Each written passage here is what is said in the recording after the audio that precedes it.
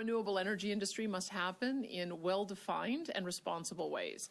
That wasn't happening, which is why in August we implemented a pause to large utility-scale renewable electricity projects using wind, solar, geothermal, hydro, or biogas. We instituted the pause for one simple reason. We needed an affordable and reliable grid. That everyone knows we will prioritize our agricultural lands. That means the AUC will take an agriculture-first approach when evaluating the best use of agricultural lands proposed for renewable development. Alberta will no longer permit renewable generation development on Class 1 and Class 2 lands unless the proponent can demonstrate the ability for both crops and/or livestock to coexist with the renewable generation project. Our government will establish the tools necessary to ensure Alberta's native grasslands, irrigable and productive lands continue to be available for agricultural production.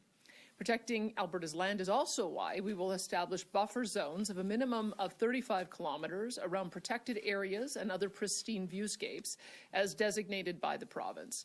New wind projects will no longer be permitted within those buffer zones, and other proposed developments located within the buffer zones may be subject to a visual impact assessment before approval.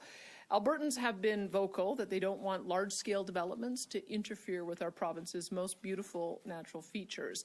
You cannot build wind turbines the size of the Calgary Tower in front of a UNESCO World Heritage Site, or on Nose Hill, or in your neighbour's backyard.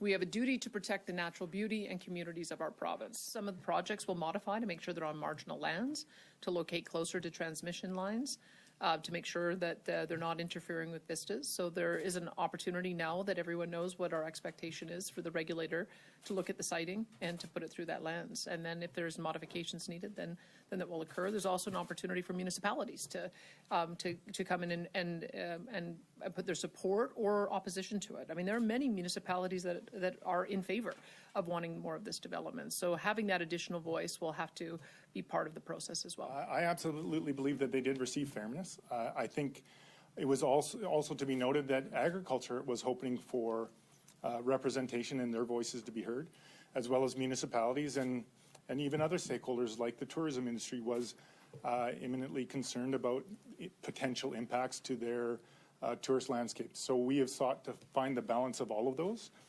And I think the policy direction that we've put forward does find that balance.